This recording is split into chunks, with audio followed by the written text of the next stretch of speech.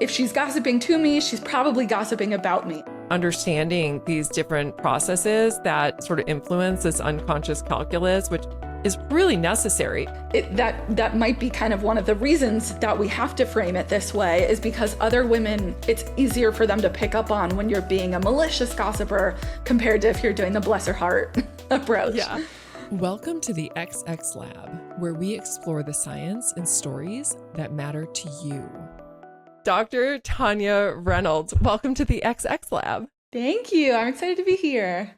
I'm so excited to have you here because I am a huge fan of your work. And thank you. Well, what I really love about your work is that you ask the questions that it's like all of us know that we're wondering about, but not a lot of people have the balls to ask the questions. And it's because studying women and studying friendship with women and studying competition with women is it's tricky business. Yeah.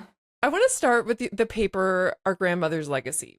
And I want to start because I think it does a really nice job of laying the groundwork for why there might be some of the differences in friendship and competition that we see among women compared to men. And this paper actually starts out with discussing Linda Tripp and Monica Lewinsky. And for those of you who don't remember, Monica Lewinsky was the White House intern who had a sexual relationship with Bill Clinton, who was the president at the time.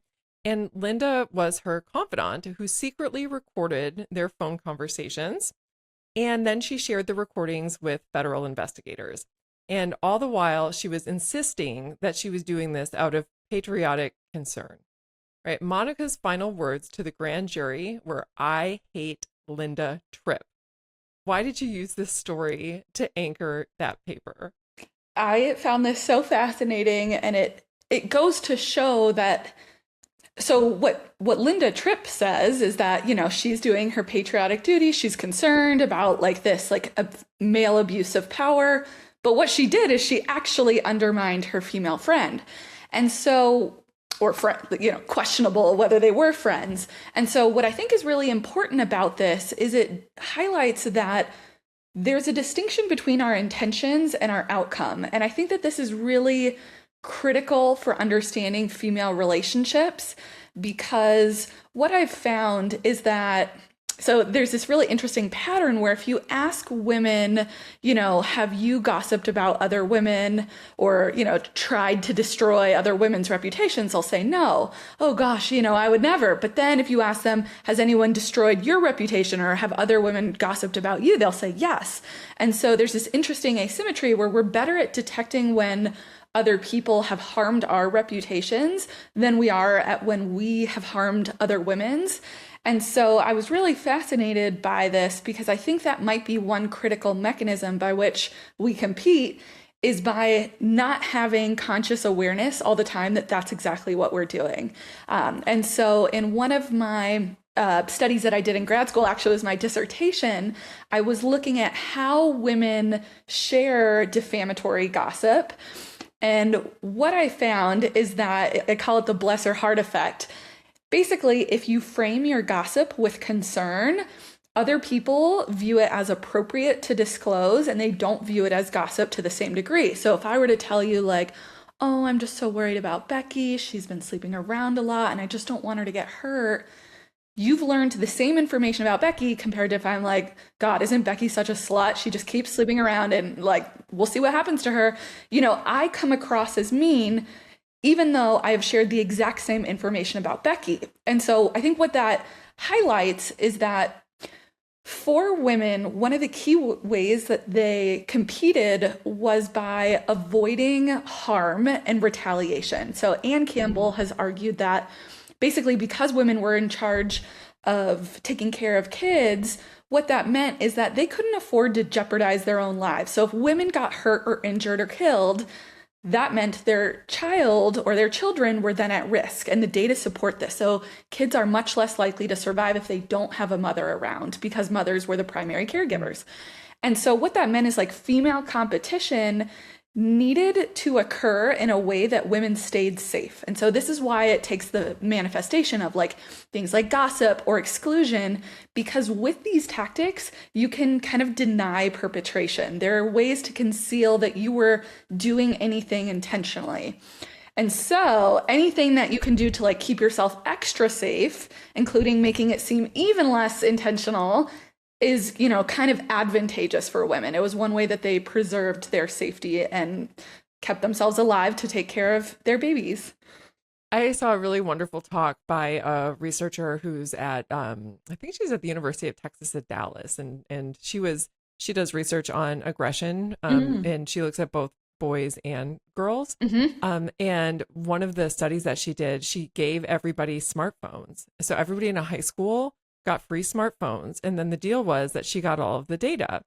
And what Interesting. she found was that women, of course, used this as an instrument for aggressing against one another, right? Where they would be Hmm. talking negatively about their friends, in like a group chat that this friend was left out of, and in that there was always an element of deniability. So the way that they would frame the things that they were talking about was like with a winky face, like like a winky face emoji, like Beth is such a whore, wink, wink, so that way, if Beth sees the text, she can say, oh, I was just kidding, I was Hmm. kidding.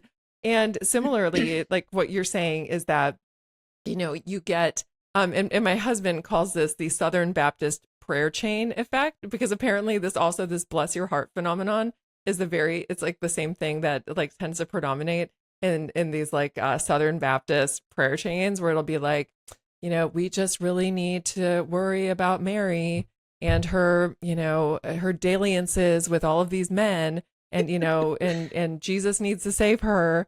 And it's essentially a way that women will get together to pray for each other. But Hmm. essentially what they're doing is sharing gossip about like people's money problems, their relationship problems, the problems that they have with their children, and that it's just essentially an opportunity for gossip.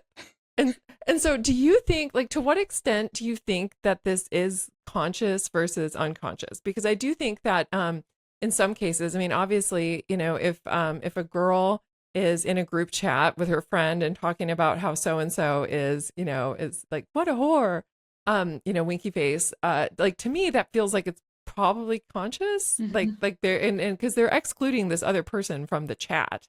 Right. But in cases of the prayer chain, like I don't know. Like, is it always conscious? Is it like do we know? Because I guess we don't know. Like if our brain is keeping something unconscious, we don't know that. Yeah, yeah. And that's the thing about taking an evolutionary approach is natural selection doesn't need us to know why we do things. So like when we find rotting meat disgusting, we don't have to have the conscious awareness like, oh, there's a greater risk of pathogens, therefore I should dislike this meat. We just feel grossed out. So natural selection will favor our having the advantageous behavior regardless of what psychological motivation got us there. And so I think sometimes it is actually self deceived. I think we do feel concern for our friends. And if we did, that would be the absolute best strategy because the more that we earnestly think it's true, no one else can call us out. We would be consistent. Whereas it's very hard to lie consciously. And I think that's why we pay actors so much, is because we're bad at lying. Like if we were all good at it, we would need professional actors. And so I think a lot of times it is earnest. Probably some women have figured out, like, oh, this is a strategy I could use and do it maliciously. But I think oftentimes it is earnest. And that's what makes it kind of more effective because then if someone were to question you, you could be like, no, like I really do care about Becky. I've done these things for Becky. I wouldn't have done that if I didn't care. And so the kind of dark side of it is that natural selection could favor the mechanism of earnest concern be the route by which we undermine people's reputations. And so then we have to ask ourselves, I think if we want to hold ourselves accountable, am I helping Becky by sharing this information? And then I Mm. also think we can be better able to recognize it in our friends too. If you have a friend that's constantly worried about everybody else, that should be a red flag in our minds. She's going to be worried about me at some point. I used to Right. think I used to think it was like like I was somehow the exception. Like if I had female friends gossiping to me, it was just because we were really close, not that they would ever do it about me. But I think I've switched as I've studied this more, and my rule of thumb is now, if she's gossiping to me, she's probably gossiping about me. And so I now use people's just general gossip behavior, no matter how it's intended, as a proxy for like how likely they would be to share information about me.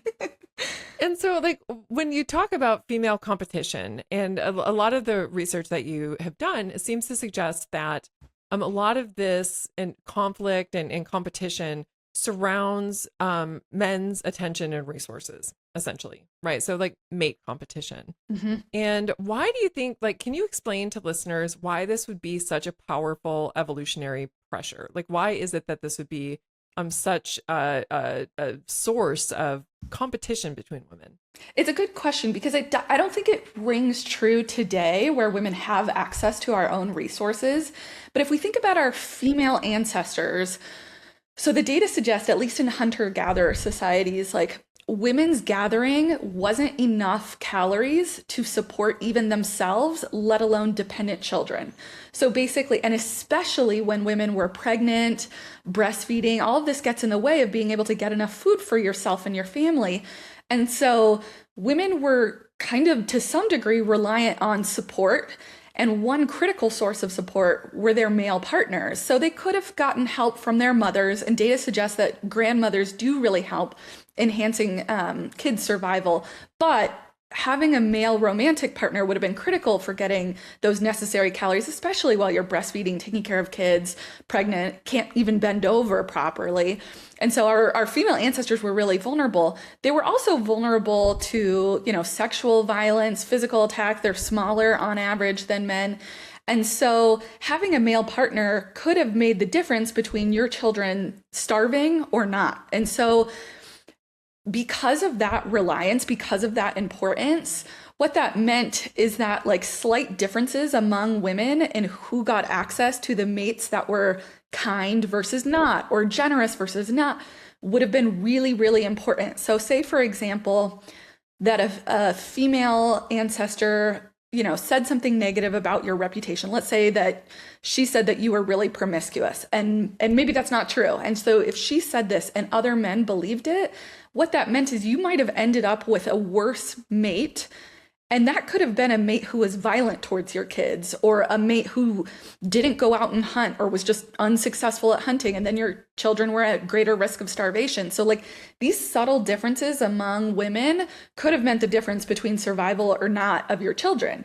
And so I think it doesn't always make sense in a modern world, because thankfully in a modern world, women have access to their own resources. We have state intervention to help with access to food and resources.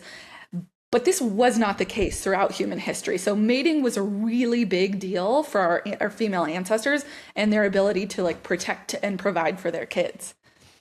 And so in our current environment, where we don't have to worry about those things in the way that we used to, where we don't have to be completely reliant on men to get access to food and shelter and protection, do you think that these processes have diminished at all? Or do you think that essentially that we've inherited these predispositions that lead us to sort of be wary toward especially women who may have some sort of an advantage relative to ourselves when it comes to mate attraction? Do you think that psychology is just still active today, despite the fact that we have access to our own resources and that we don't need to rely on men for these things? I think both are true. I think like if you look at the patterns of which adolescent girls get bullied, they tend to fit this pattern of like girls who are attractive, if they're sexually active, or if they're new to the school, they tend to be the ones that get bullied the most. And I think that makes sense from an evolutionary perspective. Those would have been the mating rivals. And if it's a new girl joining your group, that could have, destabilized all the established mateships.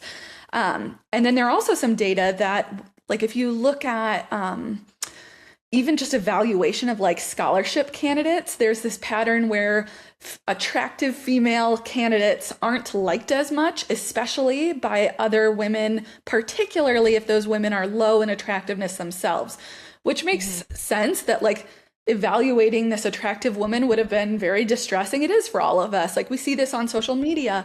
And so even though I think these patterns are less true today, if we want to understand the patterns that are there and why they're there, I think the evolutionary lens helps make sense of why we see these patterns. Now, I also think that I've been noticing more of a tendency in modern populations where there seems to be a lot more allegiance towards women, like this emphasis on like sisterhood and feminism. And so I think that's actually kind of interesting because throughout human history, our female ancestors were in patrilocal conditions where they're like, when they got married, they went and lived with their husbands and their husband's family. So that would have been really hard to figure out who can I trust. And there's some data that Jamie Palmer Hogg and I collected showing that women care a lot about whether other women are kind and loyal to them. And I think that makes sense from an evolutionary perspective, that you'd want to look for female allies that you could really trust and who would support you, especially if you don't know these women. If you're living around your husband's group, you don't know, these aren't your sisters, these aren't your cousins. And so it's kind of interesting that now today there's such a focus on like feminism and supporting other women. And I wonder if it's a manifestation of that like this tendency to signal to other women, I'm loyal to you, has been cranked up in a modern environment where now there's a lot of, social support for each other. And so these patterns of competition might not make as much sense because we're seeing so much like, go you, you're a girl boss, feminism, like this like female loyalty, which I think also makes sense of in light of our female ancestors' journey. Yeah, but do you think that's real? And the reason I ask whether you think that's real is because there's a lot of research that shows that and you know this better than I do, that women seem to be less tolerant of women who are trying to ascend the status hierarchy or trying to improve their position in some way. Women don't like that, right? Yeah. So there's been some research that shows that that men tend to be more, we'll call it tolerant, yes, of success than women. And I actually, interestingly enough, I did this research when I was in graduate school with David Buss. We looked at envy, and we're looking at sex differences in envy. And women just experience more of it than men. They experience it more frequently. They report experiencing it more intensely. And so do you think that all of this like girl boss, rallying together, supporting the team, do you think that is real, or do you think that there's still this undercurrent of, I would take the first opportunity to take out take out the person who's at the top of the totem pole? Like, or do you think that we've sort of moved past that? It's a really good question. And you're totally right that like, so there are data that like women, when they have disparities between them in like status and power, it tends to destabilize the cooperative relationship. And so like in line with your envy findings, it's very hard for women when there's a woman doing a lot better than you are. And there's even some data that women also don't like it if there's another woman beneath them. So I think there's this strong preference for equality, which I think makes sense if like our female ancestors were trying to form these cooperative relationships around women they weren't related to. One way they could have done that is just reciprocal altruism or mutualism. And it helps in those relationships to be of similar power and status. But in our modern world, we have like clear asymmetries in power. Some women are a lot wealthier, have more status. And so I think it's a really good question. I can see it both ways. I can see there being earnest loyalty. If it's a signal to other women, I am a girl's girl. And there are some data Hannah Bradshaw has that women like girls who have more female friends. They don't like girls who have only male friends. And I think part of the reason is because it's like, I can't trust you. You're not loyal. You might not be loyal. And so I think this support of girl bosses is like kind of signaling that to other women, like, don't worry, I'm a girl's girl. But I think to your point, the data suggests that women don't like asymmetries. And so like, is it earnest support when faced with someone doing better? I don't know. And so I think that would be a case where it'd be really interesting to show, are you actually helping her? And that again goes to this distinction between like intention and outcome. So I've kind of wondered about, like, if you go on online spaces, anytime a woman is complaining about her romantic relationship, the first line of response is leave him. And now, that feels like the supportive thing to do, but throughout human history, that would have actually been like devastating to like break up your relationship. You'd be jeopardizing your children's lives. And so, I mean, so too in a modern environment, like women have better financial outcomes when they're married. They're doing really well on their own, but they do even better when they're married. And so like the thing that feels supportive, I'm not sure if the outcome is actually helping her. And so like if you say, girl, leave him, are you like tangibly benefiting her or not? And so I think it needs to be studied more, because it's not clear that just because the intention is pro-social, the outcome is actually helpful. You had mentioned something about the difference between guys, girls, and girls. And yeah, and Hannah Bradshaw, who's one of my former PhD students, did some work on this. And one of the things that she found, as you noted, was that girls tend to like girls more than guys girls. But then, of course, that asked I always wondered about the question of self-selection, right? Like, could it be that girls are friends with more guys because the girls exclude them? So is there some other quality about these women that makes them gravitate toward men?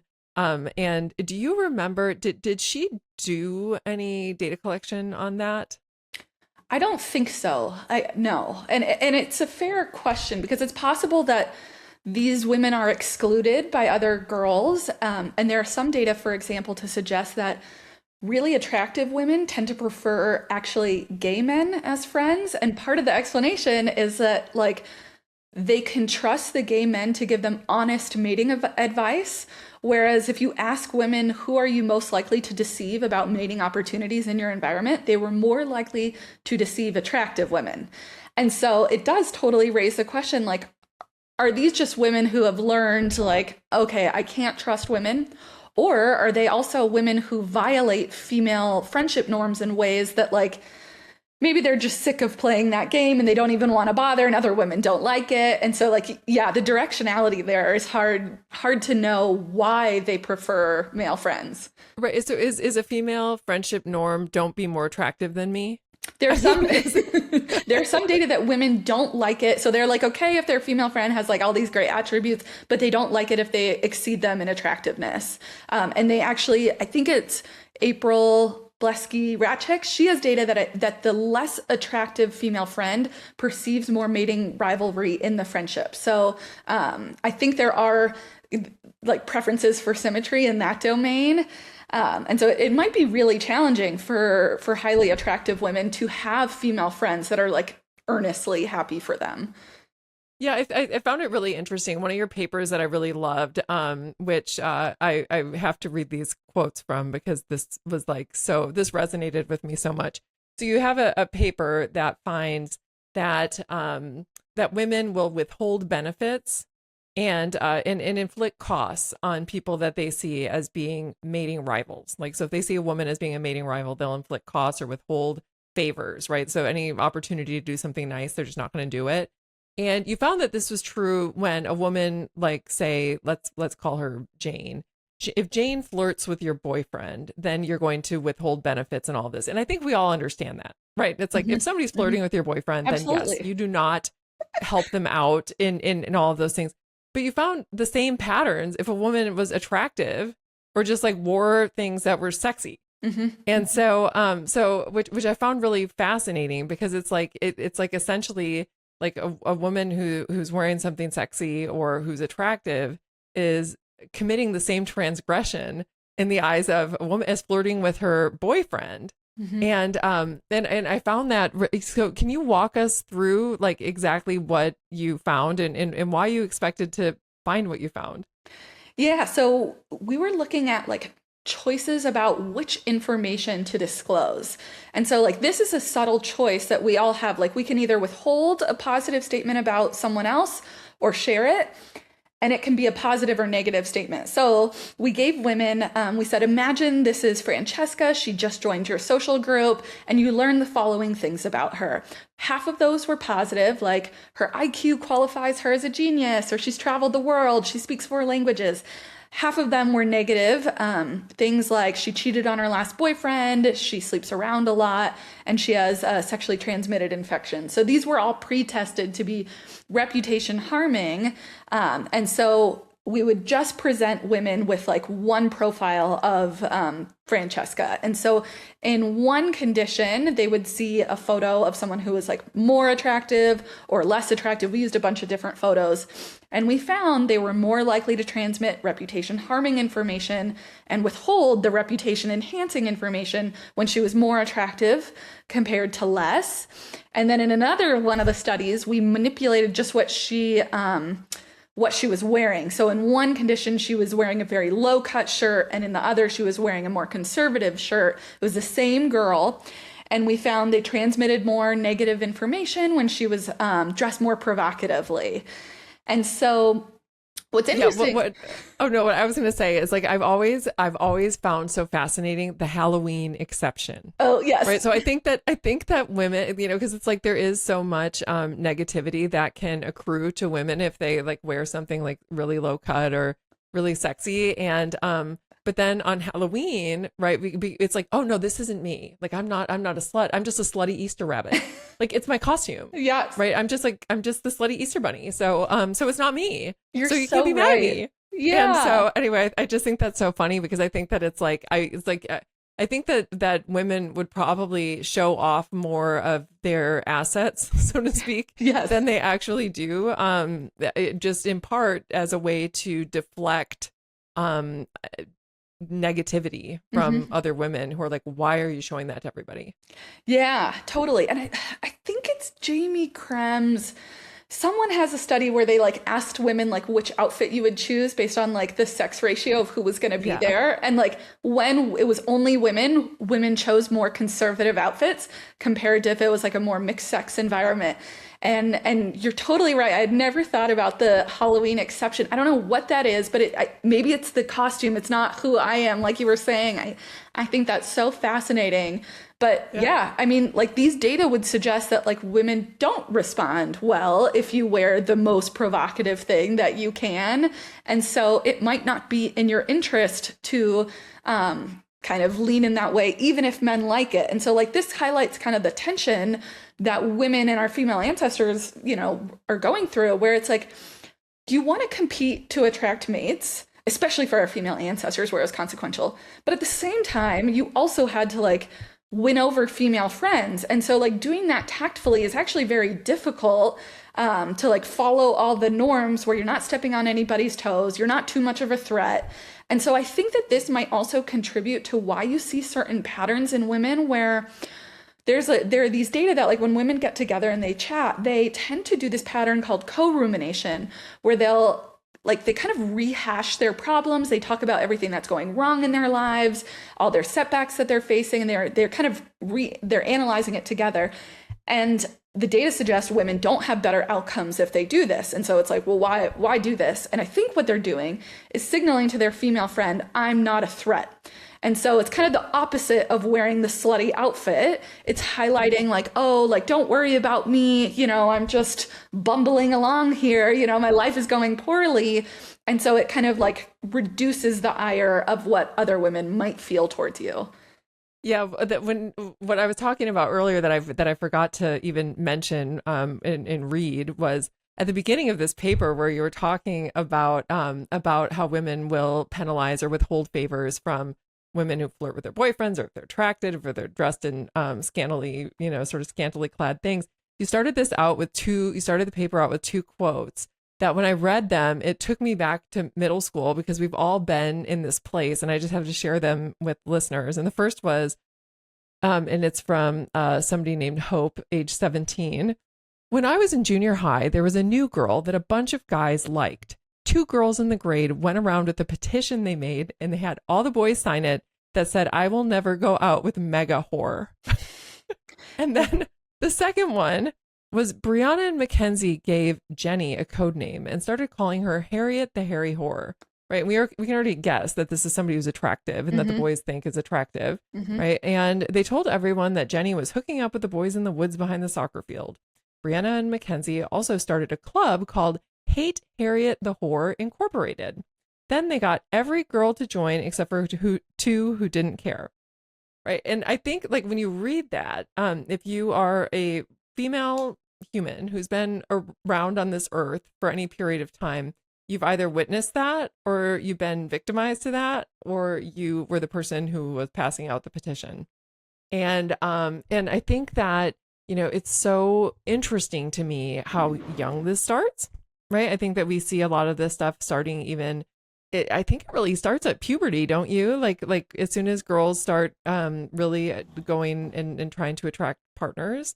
And then, you know, and it's not taught, you know, like like your mom didn't teach you this, and my mom didn't teach me this, and it's like this unconscious monitoring of how the men in the environment are responding to the other girls around you, and then almost like this attempt again to prevent anyone from getting any more attention than what you might be able to get yourself.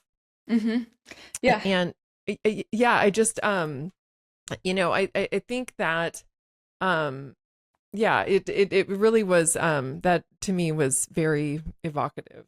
Yeah. And that's why I love the work of Joyce Benenson, because she studies these patterns in kids. And I think it just highlights like how early these dynamics emerge. And you're totally right. Like no one sits us down and tells us these things. Like she's found, for example, like if you have two same-sex kids, so like two little girls, and you bring in a third, they will exclude the third, whereas boys will incorporate the third boy. And so like just showing these differences in little kids, and it's not like anyone, you're right, like sits us down and says, now as a girl, your role is to find one female friend and exclude all the others. Like no one tells us this, and we just do it automatically. And so I think like that's why taking an evolutionary perspective makes sense, because it's like, why does this emerge? What is the point? And then if we analyze like, well, our female ancestors had very different challenges that they were facing compared to our male ancestors, to me, that helps make sense of these patterns. And that's why I like it so much. Do you think like, because you're right, and that's not something that we really had touched on, but girls do tend to experience more, I would say, like friendship jealousy. And I know Jamie Krems has some work on that, where it's that tendency where, like you said, if there's two boys and a third boy comes in the room, everybody will start playing together, generally is the pattern.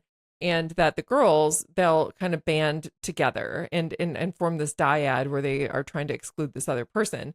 And you know, you see this in childhood, and you see this at PTA meetings and fundraisers as an adult. And so why do you think that women have this sort of exclusionary tendency within their relationships? Like on the one hand, I can understand competing for partners, right? Competing for mates. But why is it that we want to be monogamous with our close friends?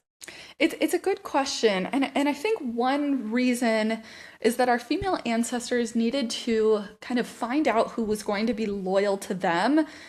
And I think that one risk, because we compete with information and gossip, what that meant is that if I tell you all of my secrets and then you form a relationship with somebody else, one way by which you might ingratiate yourself with that new person is to tell them all the dirt that you have on me. And that would have been really, really risky for our female ancestors, because let's say that you were to disclose that I had cheated on my husband.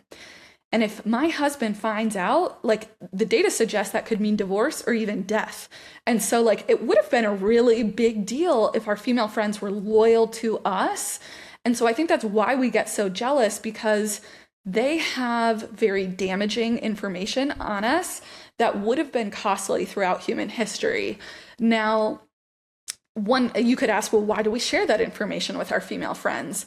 One reason that I think that we do that is because it signals devotion So, and there are some data that women will get upset if their female friends don't share personal information with them.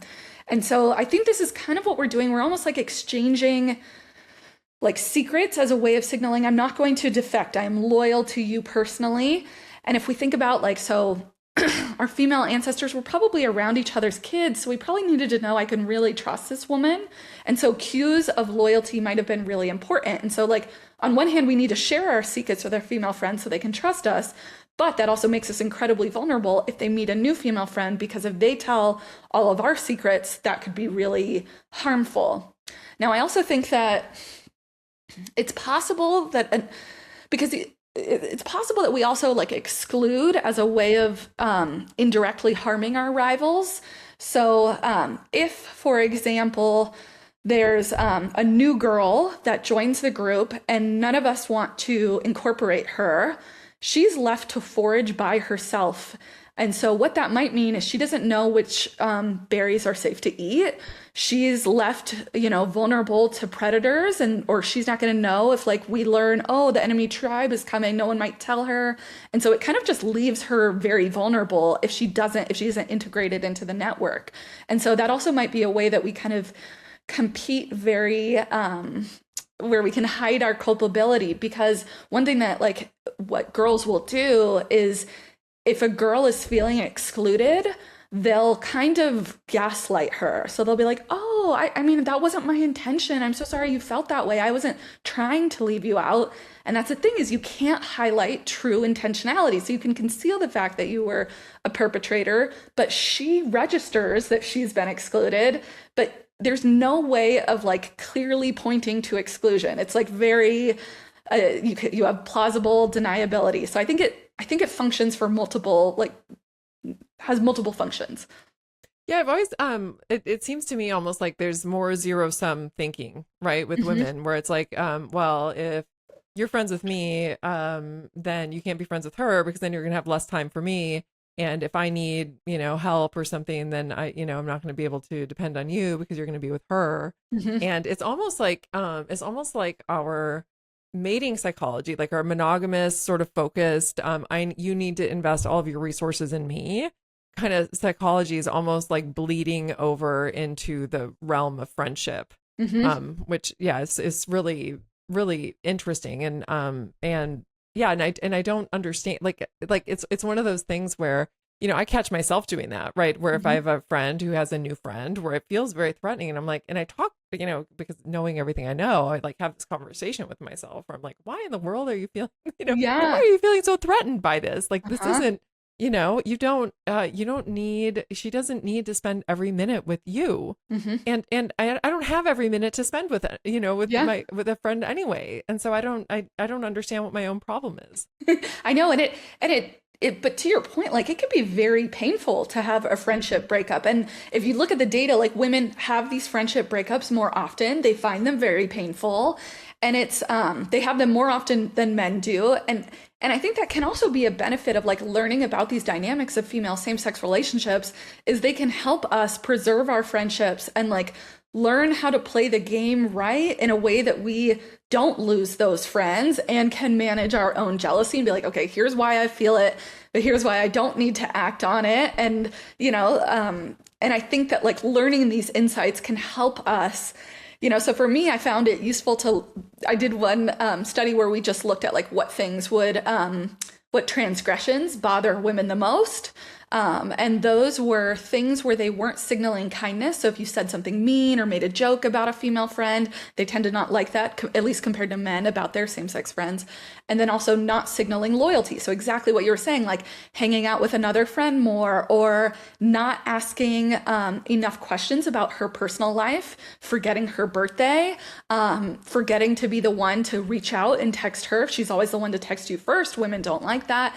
And so by learning about these things, we can learn how to be better friends. Like, we can be like, okay, I got to signal kindness and loyalty, and that is how I will preserve my female friendships and not have to be as worried.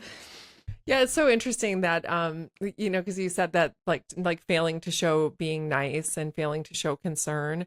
And it kind of gets back to what you were talking about with gossip, with the gossiping strategy that is most beneficial or advantageous for a woman is to frame her, sort of gossip as concern, which is both showing like, I'm so worried about Amy, right? So it's showing like, I'm so kind and thoughtful thinking about Amy.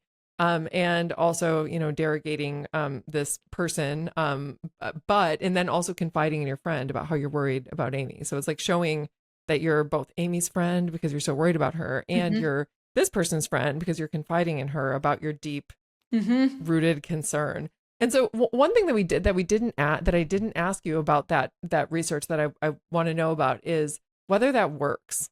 So like if I tell people like, I'm so worried about Amy because she's having all of this uncommitted sexual behavior, and I'm afraid that she's gonna get a sexually transmitted infection, and oh dear. Does that hurt her reputation, or do people see right through that and they're like, oh no, you're worried about Amy because she's hot? Our data suggested that it worked. So it provided, at least relative to malicious gossip, it provided reputational benefits for the gossiper. And our data suggested that it does harm the target's reputation. So even if it's framed with concern, we're still learning information about her. Now, I think compared to not saying anything at all, I don't think it's better, but you're also not hurting her reputation if you don't say anything at all. So it's like, of the malicious competitive strategies, that one is the most effective. Right. And you said that people see the person who expresses concern more desirably than saying nothing. No, than saying something maliciously. Oh, than saying something maliciously. Okay, so they might see you more negatively than what they would see you if you didn't say anything at all. But they see you more positively than if you're just like, oh, she's a big, whatever it was, Hori McHor or whatever that was that we said.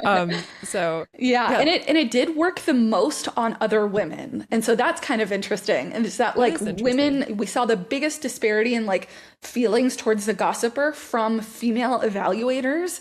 And so like it suggests like it's kind of, that might be why we're doing it, is so other women aren't registering us as mean, and women show a strong preference for kindness in their same-sex friends. And so I think that like that might be kind of one of the reasons that we have to frame it this way, is because other women, it's easier for them to pick up on when you're being a malicious gossiper compared to if you're doing the bless her heart approach. Yeah. So another thing that you found in your research that I wanted to talk about is about like things like sexual double standards, and how usually the people who are the most primary reinforcers of sexual double standards, which for those of you listening who don't know what that is, it's just this idea that, we talk about how it's okay for men to have short-term casual sexual relationships, and when women do the exact same thing, we have names that we call them, right? It's like the slut shaming and all of that. And we also see this with things like labeling, like gold digger, right? That's also usually something that women say about other women and less something that men say about women. And so like, is this true? Like, are we the patriarchy? There's some data to suggest that yes, like that both men and women show it, but women show it to a stronger degree. So they did this, they had this study where they looked at like, it was some like economic study where you could punish someone financially. And both men and women were more punishing towards the sexually open woman, but women actually paid money to punish her. So they were like willing to incur a cost themselves to be able to punish her. So that study found that. And then there was this, I think it was in like one of the Scandinavian countries, they found this pattern where women were more bothered by a woman using her appearance to gain kind of opportunities compared to men didn't really care if a woman used her appearance to gain opportunities. And so it was actually other women who were upset by it. And so I think that this makes sense from an evolutionary perspective because these were women's romantic rivals. And there are data, Dave Schmidt has data that around the globe, the women that are most successful at stealing one another's partners are attractive and like kind of sexually open. Those are the women who are good at partner stealing. And so it makes sense that these would be the women that other women feel most threatened by. And that's exactly what you find. So if they're attractive or sexually open, they tend to be the ones that get kind of victimized the most. And they even, they have studies in kids that I guess they're retrospective studies that if you were sexually open, there's a greater likelihood in women that you were the one that was victimized by other women's indirect aggression. And so it's this same pattern. And so when it comes to this double standard, it raises the question, who's actually perpetuating it? There are data that that men do it too, but the data suggests that women do it to an even stronger degree. And so it would suggest that part of the reason we aren't the, uninhibited sexual beings might be we're afraid of what other women will think. Right. And do other women do this because they ultimately it undermines their own strategy? So if I'm somebody who wants a long-term committed romantic partner, do I do this because I don't want to lower the cost of sex? Because if everybody else is willing to have sex without commitment, that of course is going to make sex easier to come by, and then men will be less willing to invest, presumably. And so is this all ultimately does it come down to I will try to undermine your strategy if it interferes with my strategy? Yeah, so this is Roy Baumeister's argument that it's kind of sexual gatekeeping, that women are trying to keep the price of sex high. So and that might be why they would critique a woman who gives away sex more freely.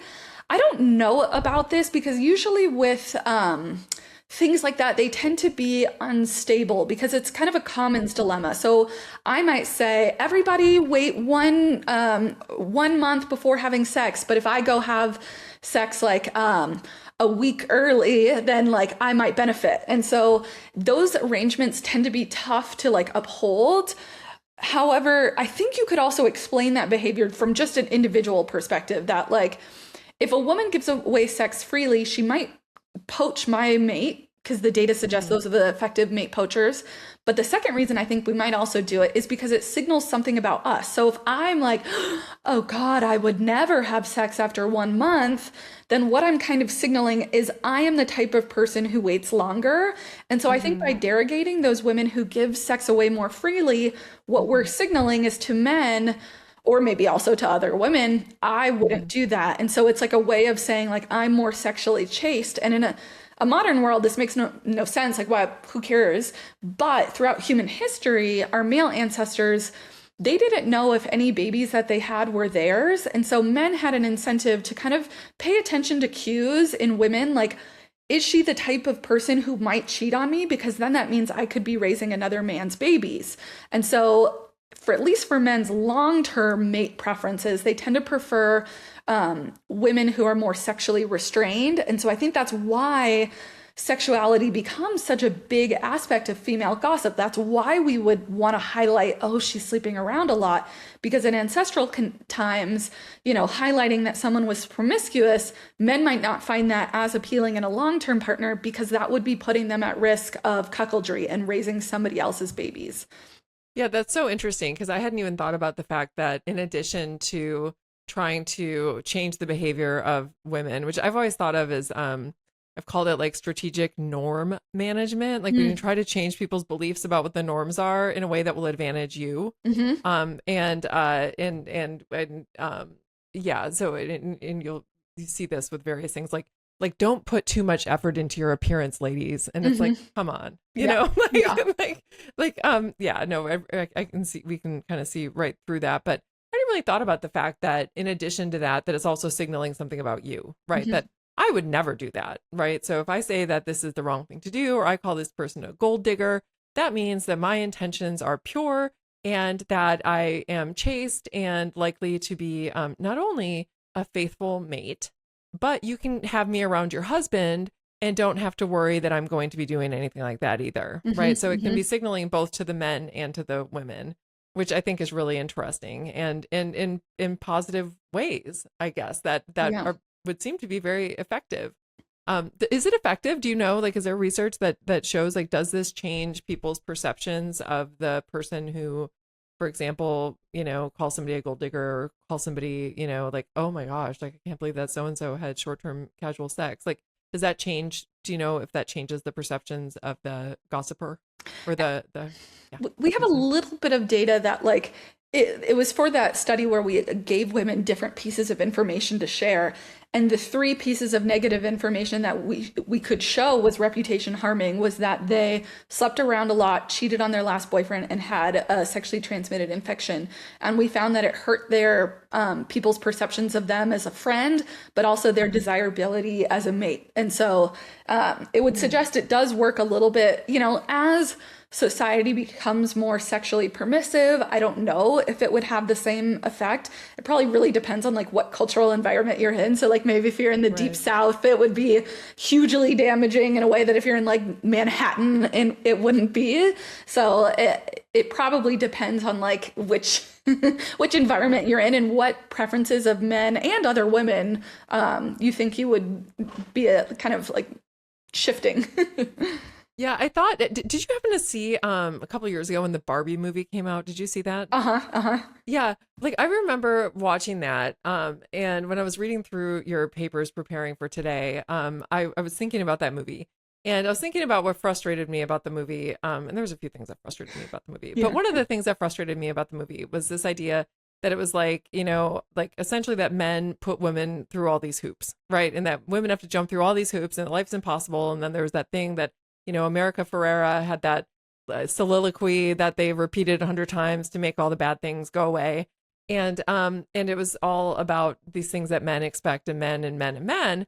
And I don't think that's really fair, right? I think Mhm. that it's men and women. Mhm. And ultimately, when I was thinking about it, I was thinking that I think that part of the issue that women get into and the reason that it's so hard to be female sometimes is that, it's really we are kind of in an impossible space just Mhm. because men and women are both looking for different things. Mhm. Like women want you to be this way and men want you to be that way. Mhm. And we're kind of in this middle space where we're like, well, because the things that will make you attractive to men will oftentimes make you unattractive to women, like as a Mhm. friend. Mhm. And the things that will make you attractive as a female friend can make you unattractive to men as a mate. Mhm. Just given that women seem to be so, oftentimes competing in these areas that have to do with mate attraction. Mhm. And so it like really puts us in an impossible position, I think.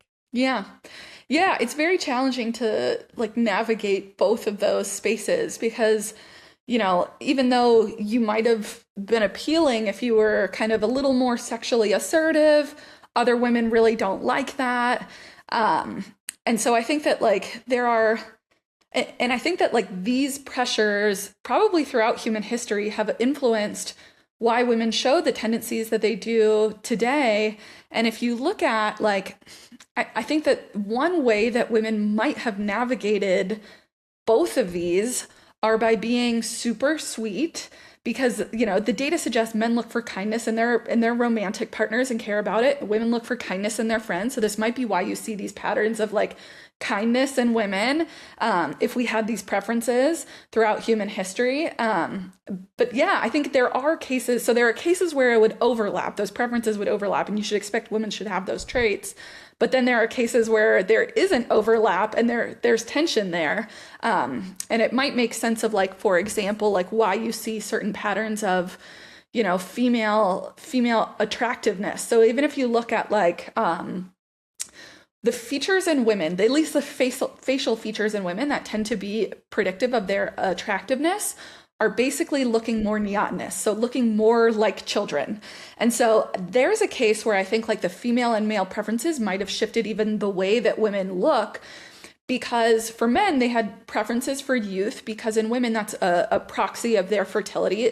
I hate this, but unfortunately, our fertility declines as we get older. And so men had preferences for cues of youth in women's features.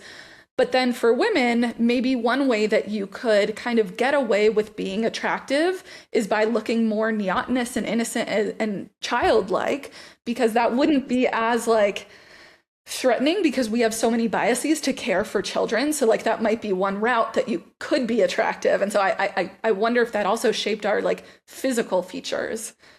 Yeah, that's so interesting. Do you think like what is and I think that we kind of circled around this issue because I've talked about it myself, where like breaking this cycle with women, right? Like in terms of what we do. I mean, I think that on the one hand, and I would love your thoughts on this, like in my case, you know, I've been aware of your research by others talking about the challenges that you get, the unique challenges that you get with women's friendship and so knowing that, right, I am able to stop myself, Yeah. especially when I'm having a knee jerk reaction where I'm feeling like like my friend is hanging out with somebody else and I just feel Yeah. devastated by that. Yeah. Right. Or feeling a pang of envy when one of my good friends has this success that I would have wanted for myself and like Hmm. recognizing what that is and then, you know, also leaning into the other feeling that I feel at the same time, which is pride for her and excitement and happiness. And so being able to recognize like one, you know, when I'm going into a sort of the bad place, you know, Hmm. with female friendship where I'm like, oh, like I know what this is. And sort of like understanding like I've inherited this tendency, right? Because historically women had to be much more competitive for access to resources and access to mates.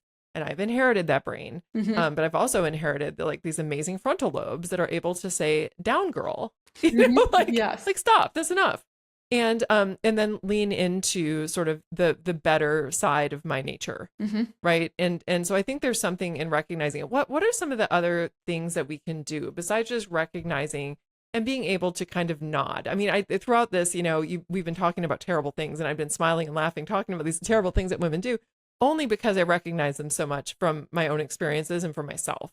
And so what else can we do besides just kind of nod at ourselves? You know, if we find ourselves falling into this pattern, what can we do to ensure that we are a better friend Hmm. and that we're doing, you know, and that we're not being the patriarchy, right? And that we're allowing women to be as they are and just allow them to be Hmm. without trying to police or you know, sort of manage their behavior. Yeah, I think it's a really good question. And I think that I find that like knowledge is power. Like even knowing all of like the dark sides of women is going to like allow us to, like you said, like check those tendencies in ourselves and hold ourselves accountable, but also have compassion for ourselves when we're feeling those feelings. I think that we can use these in a productively. So for example, like I think that the jealousy and the envy is real, and if we don't acknowledge that, we might make decisions that just aren't good for our well-being. So for example, like for me, I really cannot follow Instagram influencers that distress me. And like that is good for my well-being, is not to do that. I cannot manage that envy. So I don't even expose myself to that.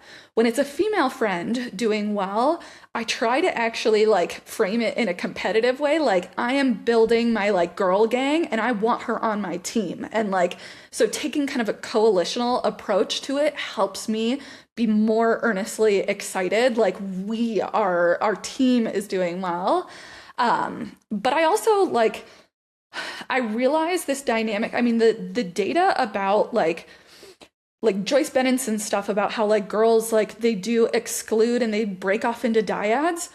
I am a little bit strategic about my female friends and I actually prefer dyadic relationships. I kind of don't love introducing my female friends to each other because I know there is a risk of like exclusion and it's not enjoyable. And so I try to actually have a series of dyadic friendships.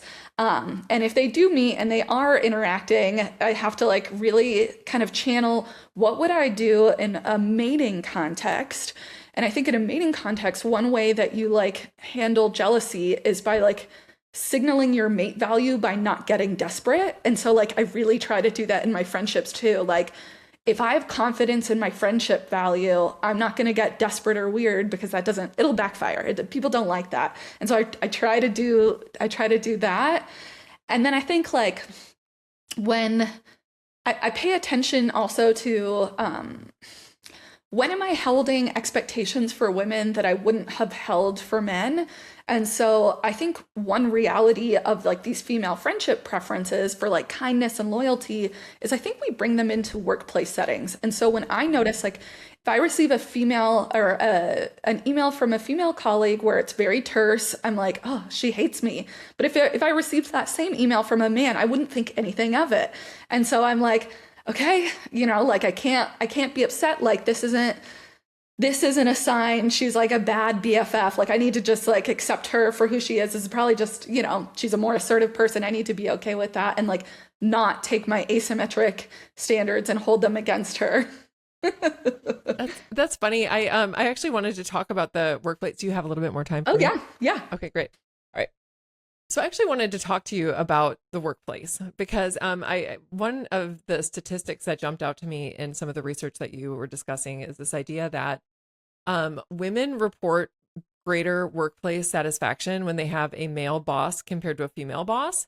And there's no differences in how satisfied men feel based on the sex of their boss. And this suggests that women have a harder time working with and under a female supervisor.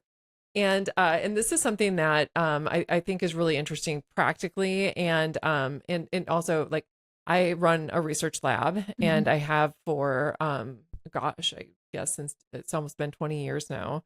And I've gone through different permutations of who's in my lab, whether it's boys or girls, or men or women. It's usually a lot of women. Currently, it's 100% women. And I've had a couple of other times when it was 100% women or like 90% women, and then Jeff. Like everybody knows Jeff. Yes. Yeah. And so, and Jeff, who had a bunch of sisters, so he fit in really well with the group. Yeah, but I have always been, I've tried very hard to make sure that we always have good vibes in the lab because I don't want some of the issues that can happen with women competing against each other or them feeling like I'm not being as beneficial to them or helping them as much as I might be helping a male graduate student or whatever. And anyway, I want to know, what does the research say? So besides the fact that, women might be less satisfied with a female boss, like why is that happening? And what's responsible for that? Yeah, it's a good question. And I think this gets back to if women were in these patrilocal environments where they were around their husband's family and people that they weren't related to, they might have formed bonds through reciprocal altruism, where they're exchanging benefits, or just mutualism, where their goals are aligned. And mathematical models show that if there's a too big of an asymmetry, it's harder to sustain that cooperation. And I think we can like kind of make sense of this. I use the extreme example of like, could a celebrity be best friends with someone who's homeless? And probably not. Probably they could have like a interaction where one just gives the other money, or the other one gives the other one like moral points. But do they really have shared goals? And the answer is no, like they're probably not. And so I think that extreme example highlights on a larger scale what might be happening with women when they're in the workplace and they have these differences in like status or power. So there are data that like when women are different levels of power, they're less likely to co-author articles together in academia. And so that's kind of like one mini version of this. Same with like the upset over having a female boss. And so I think one way to manage that might be to try to minimize the clear asymmetries in power. And you'll notice a lot of female bosses do this, where they like use very egalitarian language. We're a team, we're a family. You kind of actually lower your status, and you might even say things that are really humble, like, oh, what do I know? What do you guys think? So kind of minimizing the status disparity compared to saying things like, as your boss, this is what you need to do. Like, you don't want to use that language because it's just highlighting that there is a disparity. So like making it really equal, I think would be very important. And also if we use like the friendship data that suggests women care about these cues of kindness and loyalty, trying to communicate that to your female subordinates, I think would be really important. So like, demonstrating that you care about their personal lives, demonstrating that you really value them. So like doing things to signal gratitude, using the emojis that signal warmth. Like unfortunately, like I think that like the reality is we do need to do that a little bit more. Like I would love a world where we treated all our male and female colleagues equally, but I just don't think that we do that. So knowing if I were a female boss, I would use some of those strategies to like kind of alleviate those like status disparities. Yeah, one thing I've always also wondered about with this is that, so if you look at sort of the typical workplace setup where you have like the older male boss, right? And then the female subordinate, she kind of just by virtue of the fact that she's younger is going to be sort of this high value woman, right? And so I've always wondered also whether it's not so much that women get a worse off bet when they have a female boss. It's just that they aren't able to reap the advantages that you might be able to get being a sort of high value woman with a male boss. Right. Yeah. Because you can't cash in those chips, right? Because your female boss, if she's not interested in women, isn't going to just kind of take a shine to you, because of the fact that you're a high value woman, which most female subordinates are just by virtue of the age discrepancy with an older man and then a younger woman. Yeah. And so I think that there's also some advantage that you get. And, and I'll be the first to admit that I've had female department chairs and male department chairs. And with male department chairs, I always feel like I get a little extra bit of grace. And I think it's just because I'm a girl, and that works in my benefit. And I've never complained about it. And it never feels like it never feels like there's anything inappropriate going on. I'm not flirting. There's not, this person isn't interested in me, but there's just because of that dynamic, I think you get a little extra wiggle room. I just think you get a little extra grace. And I don't know that, and we can't use that with our female superiors because it's like, they're not going to give that to us. And again, again, I don't think that this is because of anything untoward going on. I don't think of this anything conscious going on. I don't ever try to take advantage of this. I get my work done. I do my things. I don't need a lot of favors. And I don't take advantage of it. Right. I don't like, hey, but I think there's something to that too. Yeah. Where it just might be an asymmetry in our experiences with the different types of bosses. And it has less to do with the female boss being not, like forthcoming with rewards and benefits to their female employees, just that you don't get that little extra dose of grace and humor that you do with a male boss just because you're not somebody that they're attracted to. Yeah. Yeah. No, I think that's a really interesting point. And there's probably something to that. Like I notice anytime I need to like do a return or something at a store, like I hope I get the male cashier who's going to be like okay with me, like anytime you're inconveniencing someone, you're like, it'd be easier if it were a guy. Sometimes, and so like, I think you're right. And that's probably missed in those data. We don't have like a non-male or female control. So it'd be interesting to see, like, is it just women are getting, like, how much of it is they're getting benefits by having a male boss versus penalized by a female boss, And so like, we can't really run that control because there's always the other sex there. That's always been kind of a working hypothesis of mine. But do you think that there is something, like, do you think that there is, in at least some cases, do you think that there is sort of that like queen bee phenomenon, like where you'll have female superiors where they'll actively work against some of their female employees as to try to undermine them? Is that common?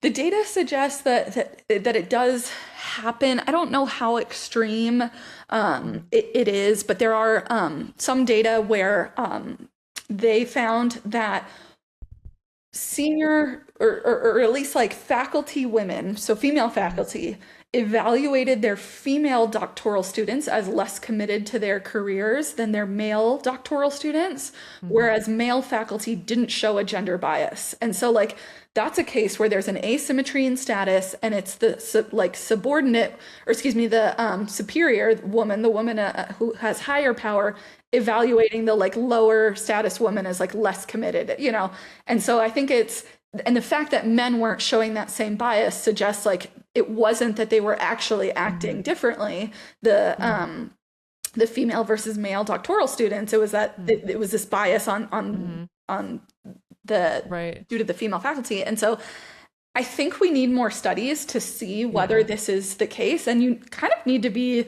motivated to look for it in order to find it, right? And so I think that is one tough thing with this type of research is it's going to be, you kind of have to know what to look for to find it, and you have to find somewhere that's willing to publish these data, and that is not always the case.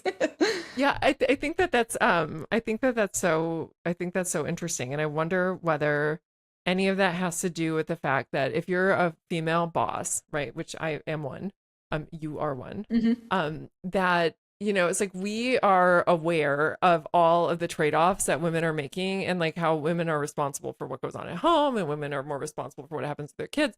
And this is true regardless of, whether we're married to a caveman or somebody who actually, chips in and does the things around the house and helps and so on. And whether just our awareness of the fact that women are being torn in 8,000 different directions, whether or not that might sort of implicitly bias us against other women, thinking that, if the chips all fall, and the kid is sick, or their mother-in-law needs help, she's the one who's going to be doing it, right? Not the man. And so I also wonder whether there's like some sort of like whether we're implicitly penalizing women just because we are all so intimately familiar with the trade-offs that we have to make ourselves. Yeah, I think that's a totally fair alternative interpretation, because that is a reality, or the data on like who's more likely to move for the other's career. So if we see like, oh, like she has a partner she's really devoted to, we might be making some calculus of like, is she going to have to move for their career? Or, does she have these family obligations? So so that it could just be a reality that we're very sensitized to because we make those like those trade-offs ourselves. Yeah, I like that alternative view. Yeah, it's interesting. And again, listeners, this isn't like saying that this is okay and that this is the right thing to do. And instead, I would argue that understanding these different processes that sort of influence this unconscious calculus, which ultimately can have us acting out against each other, is really necessary because it allows you to catch yourself. And if you find yourself like having that moment where you're like, I don't think that Susie is that committed to this job. Ask yourself, like, if this was Sam instead of Susie, would I be feeling the same way? And most of us are smart enough to be able to take 2 steps back and actually evaluate what, we might do if the tables were turned and we were dealing with somebody of a different gender than ourselves. And so I really think that understanding these things, in addition to just helping us, validate our own experiences, because I think so many of us have been in situations where we were on the wrong side of female competition, or, feeling like we got jilted by a friend unfairly, or having, and some interactions in the workplace that we didn't feel good about, and being able to recognize like what some of the processes are that may have been responsible for that. Then also understand when we're on the business end of being mean or being unfair, being able to recognize what's happening, and then being able to have the next level conversation with ourselves about like, why am I feeling this way? Why did I do that? Why am I evaluating her that way? And then being able to actually change what we do to be more aligned with the person that we want to be, instead of the sort of, lizard brain self that most of us like try to get away from as frequently as we can in life. Yeah, like question whether we're using, asymmetric standards. Yeah. So I want to circle back to something that I've been thinking a lot about lately, and we touched on it a little, but it's just, it gets at that work I was telling you about that I did when I was in graduate school, looking at envy and just looking at women's aversions toward inequality. And you had suggested that, perhaps this has something to do with the fact that communal exchange has characterized so much of women's relationships with each other throughout evolutionary history, that we would really be like most gravitating toward, people who are in a similar rank as us, and that we want to try to keep things evenly, spread. I want to understand, like, Like, well, one thing I was thinking about was, we're seeing right now with men and women that there's this like big divide politically, Hmm. where it seems like men seem to be getting more conservative and women seem to be getting more liberal. And I was thinking about this with respect to this inversion for inequality. And do you think that this could be potentially behind women's tendency to be more politically left leaning? Is that they don't like this idea of inequality and that they're trying to level like outcomes for everyone? Yeah, yeah, I think that it's an excellent point, and I think it probably is relevant. And I think that it also, you might also see, for example, like I think one huge aspect of like women's evolutionary history is that they were vulnerable in a lot of ways, like especially like needing those calories for themselves and for their children.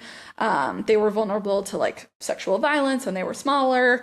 They were vulnerable to being left by their husbands and like needing to support themselves. And so I think women's tendency to kind of emphasize giving to the vulnerable, I think also would make sense given those challenges throughout human history. Like you would want to promote a social world where we're compassionate to the vulnerable if you are often in a vulnerable position. And so you see this like where women tend to have stronger support for welfare policies, kind of aid to the vulnerable, protecting the vulnerable. And so I think this is a big kind of source of a disparity between men and women as well. And we can make sense of like why that would be.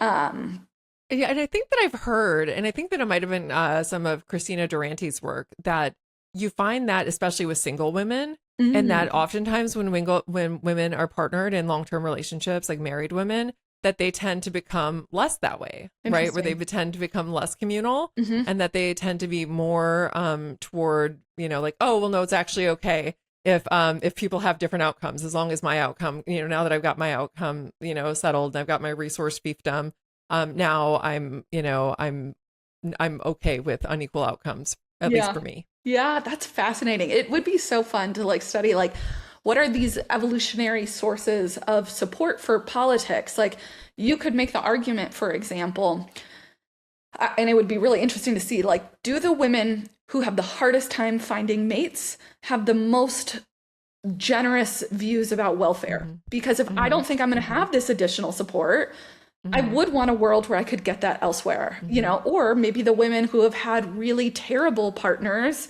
I Hmm. don't want to have to rely on men again. I would rather have a world where the government provides those benefits. Yeah, it's really interesting because, Michael Bang Peterson did some work where he found that when people were hungry, like if Hmm. they were fasted, Mm. that they tended to endorse more sort of egalitarian beliefs about distribution of wealth, than compared to how they felt when they were sated and full.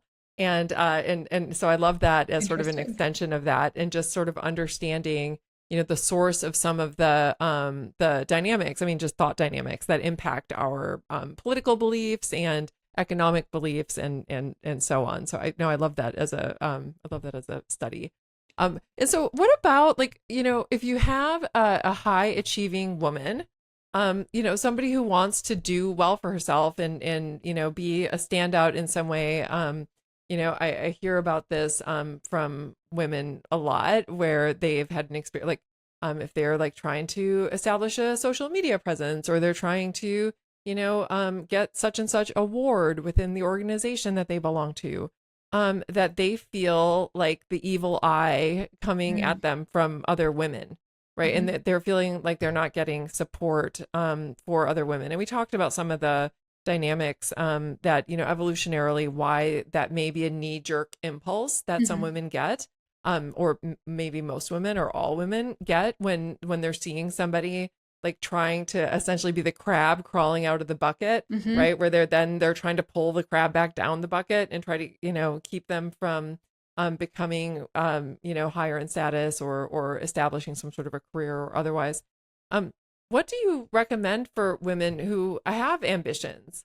Yeah. Do they just have to give up on the idea of female friendship, or am I being too am I casting too wide of a net in characterizing women as having a difficult time when they have female friends that are trying to do something bigger with their lives? Like, what do you think's the answer? What do you do? So at least in ethnographies, what they find is that when girls are becoming super popular, the way that they can maintain their popularity is by being super nice. And so they have to almost like over deliver on kindness in order to maintain their high status. And then you also see this in the patterns of like negotiation. There's this interesting pattern where women don't want to be too assertive in a negotiation context because they're afraid of backlash, kind of like what you're saying. It's like, if I act too competitively, people won't like me. There's a case where women can be more agentic and assertive, and it's when they're advocating for someone else. And so I think this is why you'll see like celebrities when they're accepting their Oscars speech, say something about some like genocide in another country, or why we need to care about like indigenous people. And it just feels like, why are you bringing this up now? And so I think this is a strategy that people use, women use when they're gaining status, is kind of signaling, I am very compassionate in this by doing these other things. Like, so I think that might be why people would need to say like, if I'm accepting an award, be like, this is for women everywhere who have struggled, right? Like bringing it down, making it seem like I'm representative of all women's struggle. And so like, I think that would be the strategy that I would recommend for women who are actually being more agentic and status driving, is to use more egalitarian language, use more pro-social concern, use more like humility. I think it's also why people like humble brag, or like they'll be like, oh, I just got so lucky. I don't know, like I got lucky that they chose me for this award. But it's like, no, like you worked really hard. It's like denying their own efforts and their own accomplishments. And so unfortunately, I think that is like the best strategy for minimizing that resentment. Yeah. It's so funny because you were mentioning the Oscars or whatever, and I was thinking about that too. But the thing I was thinking about was that they're always like, thank you. Like, I would not have been able to do this without this, that person, this person, that person. I was given this amazing script. There was great lighting. It's just like deflect, deflect, deflect, deflect, deflect, deflect, deflect. Yes. And I think that women probably do that a lot more than men, just because they're having to negotiate the problem of being seen as trying, which is, something that is seen as socially undesirable with women generally, and for men, the mating related benefits of saying, no, it was just me, I'm just good. Yeah. Sorry, I'm good. Sorry, I'm just good. Sorry, not sorry. And then women are like, oh my gosh, like, who's that guy? Like, what's he doing later? Because we love that. It's like, we love a little bit of bravado in men, and we don't like that so much in women. And so, yeah, I was thinking about that strategy. So I think I like that. I like that. So just the idea that if you are going to try to be the crab crawling out of the bucket, is just letting people know that you're doing it for a higher mission, right? Essentially, that you're making your way out of the bucket to do these pro-social activities, and that might sort of deflect some of that that envy. You see it with like very wealthy people, how like they like always have like charity brunches and things like that, which is like, honestly, it's good if you're going to be wealthy, like have it go to these causes. But I wonder if they have to do that, because otherwise you're just a wealthy person that people would be jealous of. But if you're using your wealth for a charity brunch, you get to like signal this pro-sociality. It's so funny. I was having this conversation with Jamie Confer and Karen Paraloo. And we were walking to somewhere. We were at a conference together, and they were like, I love your shoes. And I was like, yeah, thanks. Target, $4.99, and then I was like, why did I just say that to you? Yeah. And then I was thinking, I'm like, girls, I've got to talk to you. Like, I think that I said that to you because my book had just come out. And like, I was kind of all over the place. And I think that I was essentially just like trying to say, like, I still buy my shoes at Target for $15. So I'm just, I'm like, we're all the same. Anyway, we're all the same. Like, there's nothing to see here. Nothing to see here. And anyway, I thought about that. And then later I was thinking, if it was, the mean mom from the PTA who is, always, trying to make a big fuss about their status relative to everybody else's, which this is a hypothetical figure, by the way. I'm not a member of the PTA, so I'm not talking about any of you in the school district, just so you know. But if somebody that I feel is trying to make me feel small most of Hmm. the time Hmm. said, "I like your shoes," I'd be like, "Thanks." Yeah, yeah. I wouldn't say, "Yeah, Target, $15." Uh-huh. And again, it was just really interesting to me as I was thinking through that, how we will, either maintain the illusion of status, right? If we're trying to ingratiate ourselves with people who are higher in status than ourselves, again, trying to show I'm a crab in the bucket, Hmm. like put me in your bucket, like I belong in your bucket. Hmm. And then, in the other case, again, like I'm not crawling out of the bucket. These are my $15 shoes from Target. And then, as my way to try to maintain that friendship, despite what might be seen as an attempt to crawl outside the bucket. Yeah, yeah. I think it, and they even like poke fun of it on in Mean Girls, where they like give her a compliment and they're like, "So you're saying you do think you look good," or whatever it was. Like they like called her out for accepting the compliment. And so it was because she didn't do what you did, which was be like, "Oh, these were like on clearance. We have to like undermine compliments." And I think that it is a way to like maintain that status with other women, that we're not, don't worry, I'm not rising above. And I think the downside there, I think there's a dark pernicious side to it, is that when we spend time in female spaces, I think this might kind of contribute to why you see people in like online posting about like mental health issues. Like it's basically a way to be status driving without being threatening. And so like I kind of worry about like, what if you take this tendency to the extreme, and if I'm constantly posting like Billie Eilish, like when she got famous, was talking about like how sad she was all the time, and it's like a way of getting status in the female world because you're not a threat. And so do those like incentive structures lead us to lean into our sadness or our darkness because it's like not registered as like overtly status driving or threatening to other women. Oh, interesting. So almost like we are miserable, or like trying to give the appearance of being miserable as a way to deflect, again, the potential negative uh uh inferences that people might make of us Hmm. if they think that we're doing too well. Yeah. Yeah, that I was going to ask you about mental health, and so this is a really nice little segue, because given all of this, and women aren't doing very well. Like when you look at mental health and anxiety, we're diagnosed at rates that are twice that of men. Hmm. And I was just curious if you had any insight into that, and whether you think that any of these processes that we're talking about today may contribute to what we're seeing in terms of the deterioration of especially young women's mental health. Hmm. Yeah, yeah. I mean, the data aren't good. Like, women are doing the best in material senses that they've ever done, but doing the worst mentally.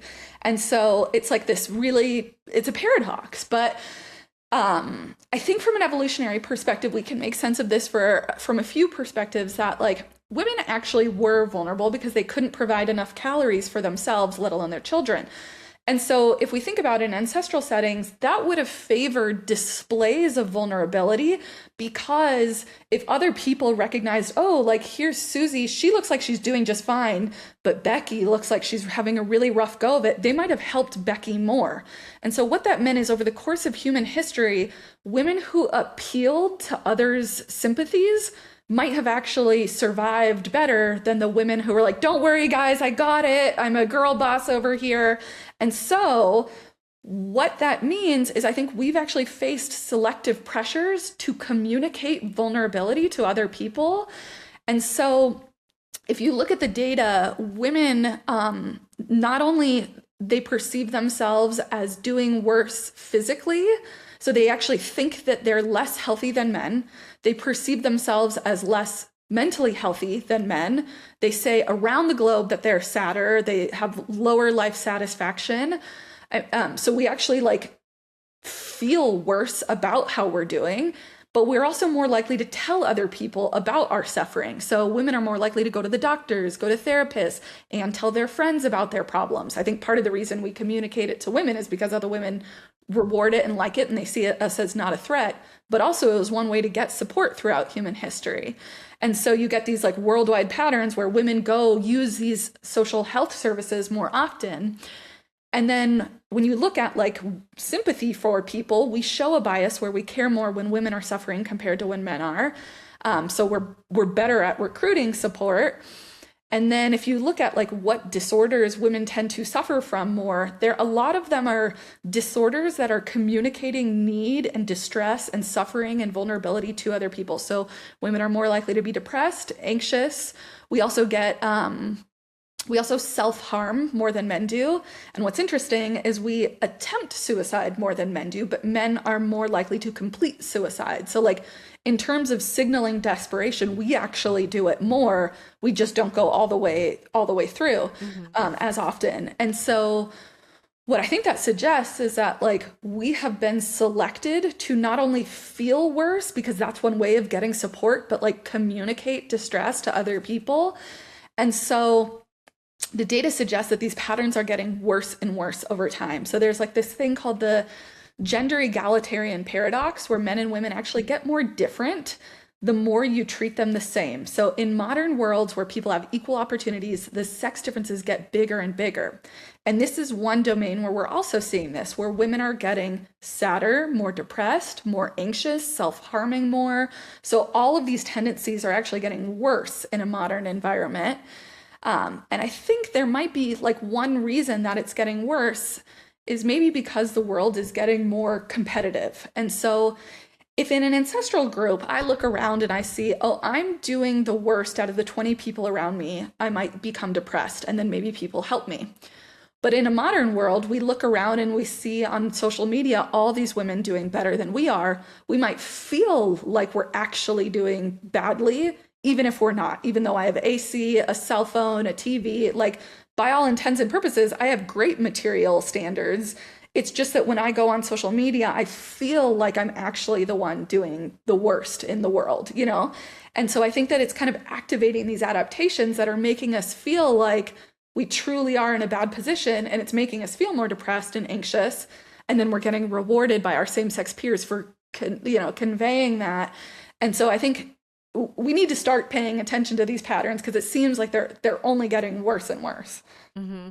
Do you think the answer to that is laying off of social media and just like getting away from like the like skewing your perception to actually reflect what's happening, not the everybody's highlight reel with social media? Yeah, I really do. I think like staying off social media and even like finding ways to have downward social comparisons, which is messed up as it sounds, but I actually think that would be good for us. So like traveling to places where people have way lower standards of living, I think would be useful. Maybe following those people. If you are going to be on social media, don't follow the influencers, follow the people from high school, Yeah.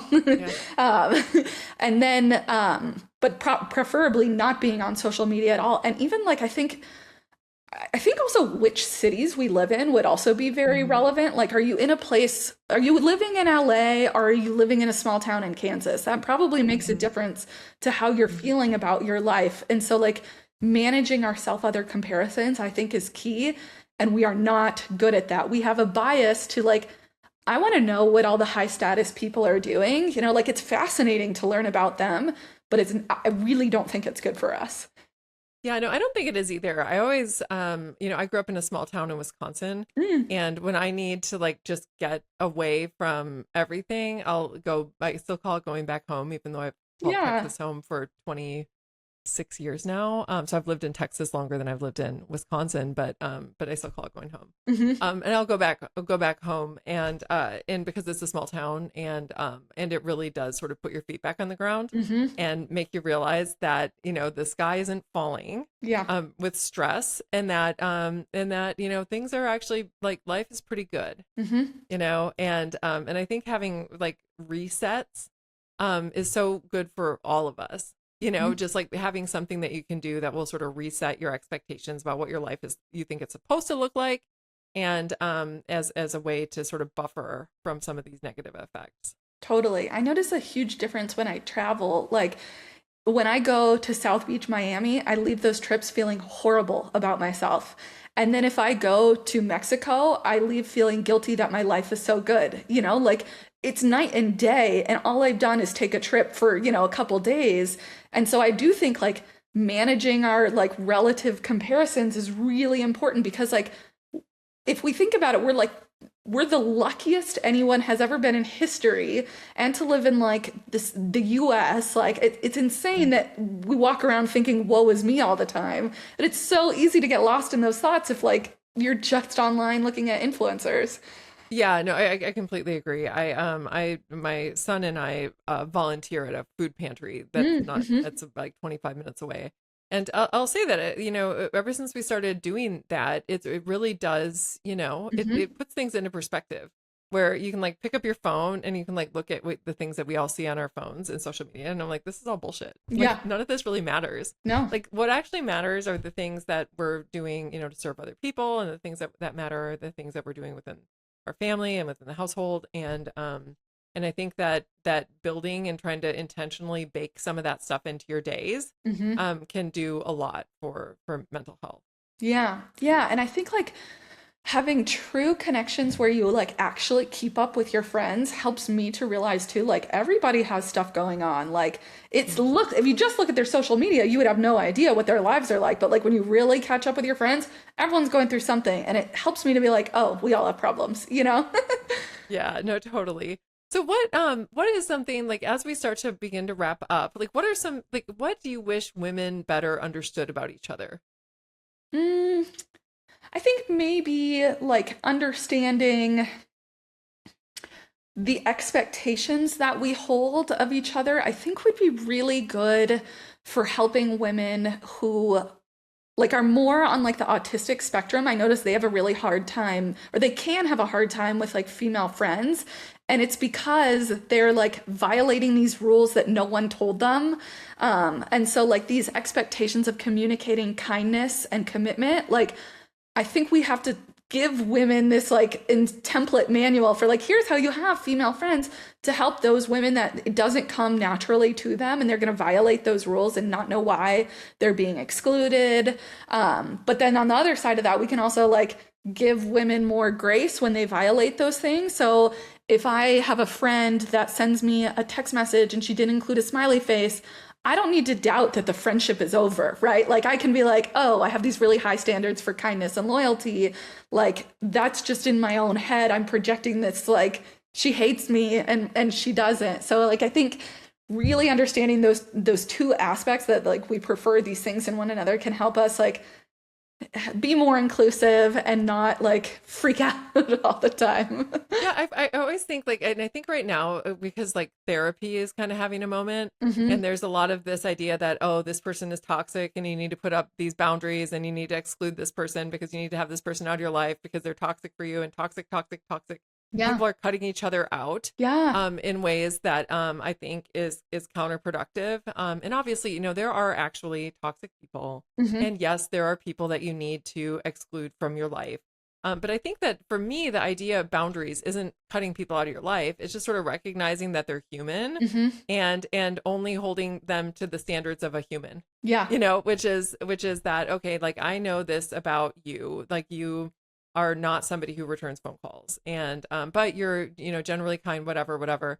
I'm not going to form the kind of relationship with you where I need you to return my phone calls, Yeah. right? I can still Yeah. have a relationship with you. It's just Hmm. gonna be different, knowing that this is something that's true about you. Hmm. And I think that sort of shifting what we mean by boundaries, I Hmm. think can also, it's like not just cutting people out when they're imperfect, because I don't, everybody's imperfect.